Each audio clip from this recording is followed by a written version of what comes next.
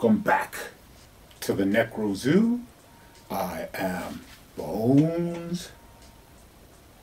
And in this one, let's go ahead and add one more figure to my McFarlane DC Multiverse collection. Now, before we get underway, I did want to talk about I have been viciously hunting the figures from the Batman movie, the Battison figures. Now I'm kind of lucky because I have 3 targets like pretty close to me, but sadly I did go to all of them, and all that I did see was the Spin Master figures, the 12-inch figures, but sadly I did not find any McFarlane figures, not even the Bat Cycle. And I personally am not interested in the Spin Master figures because, you know, for me those are for babies. So empty-handed. But surprisingly I did see some clown figures, and I did find some also in the NECA section. So let's go ahead and complete the 3 Jokers figures. This time it will be the Joker, the Clown. Really looking forward to taking a look at this one. He does look rather hilarious in the packaging. But first, he does come with your standard black DC Multiverse stand. Now, these are not really needed, but they do come in useful sometimes. He also comes with his data file card. Now on the front, you do have a pretty cool figure photography image. Pretty nice. And on the back, you do have some information. Now this is pretty much the first time this has happened to me, but I did get, I would say, pretty lucky, and I got 2 in the same box. So yeah, that's pretty awesome. I will add these to the collection. Now he does come with some accessories. First up, a crowbar.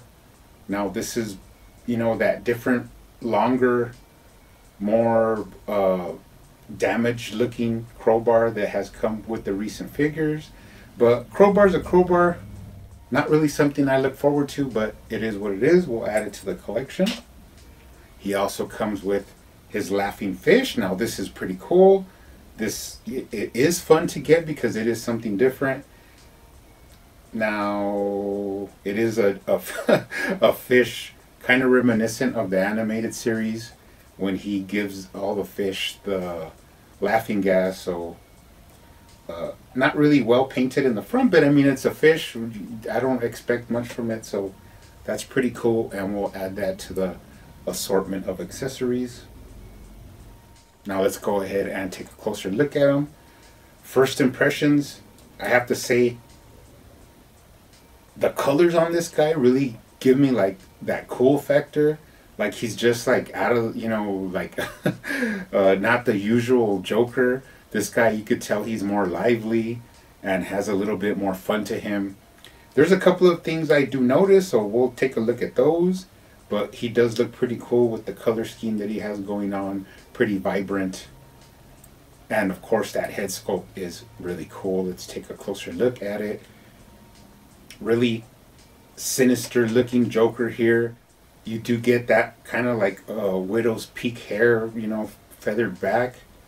Pretty much in the vein of like Jack Nicholson, Cesar Romero looking. Pretty awesome.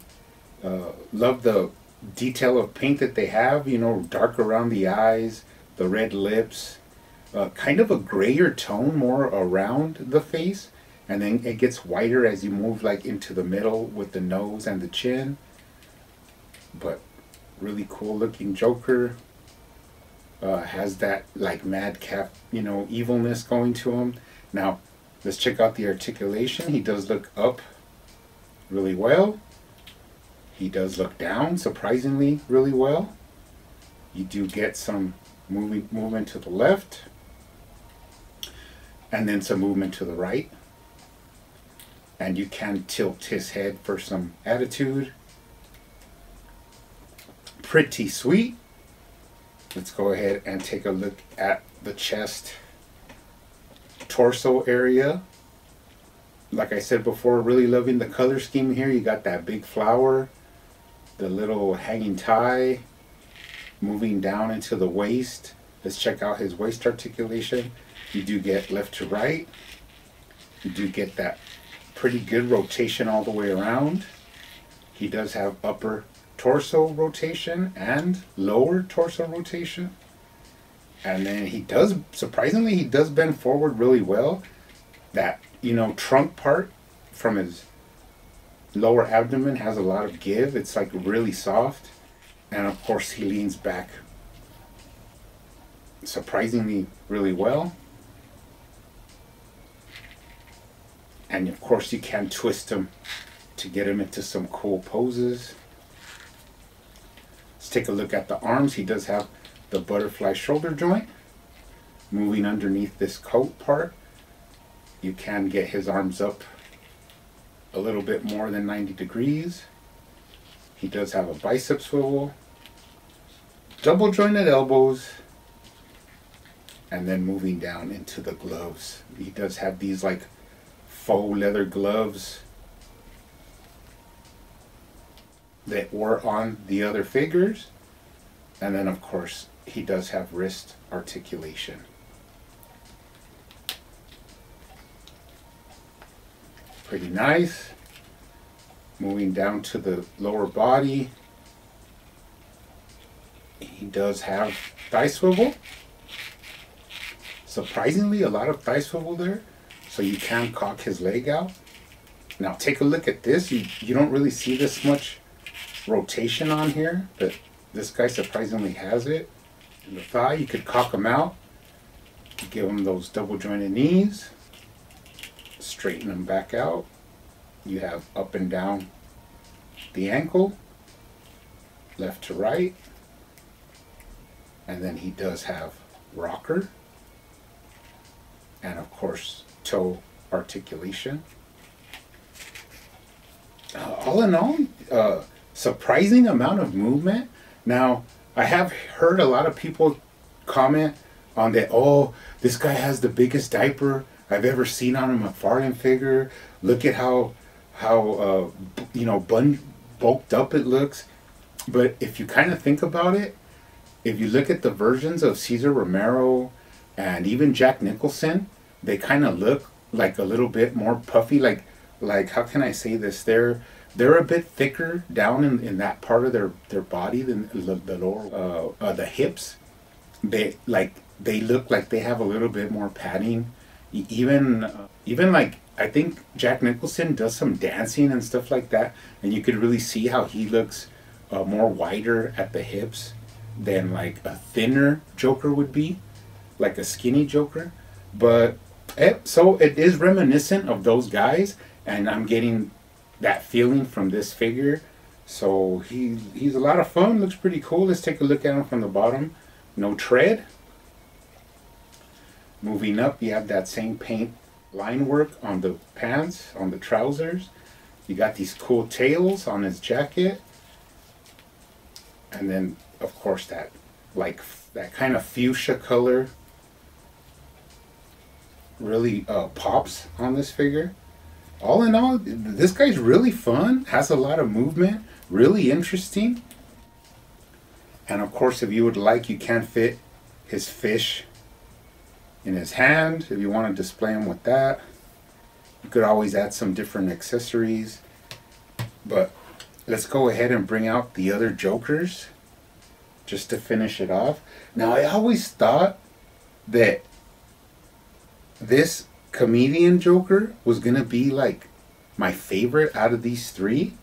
If you go ahead and bring in the criminal one, which is a more like brooding, old school, old-timey criminal Joker. And I always thought, like, for sure this kind of Killing Joke inspired Joker is gonna be my favorite. And while he does have a lot of style to him and shelf presence, I would say, this guy he's more like intimidating and more calculated. You know, he just gives that aura.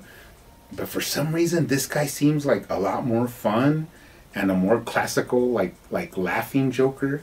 So I'm really digging this guy.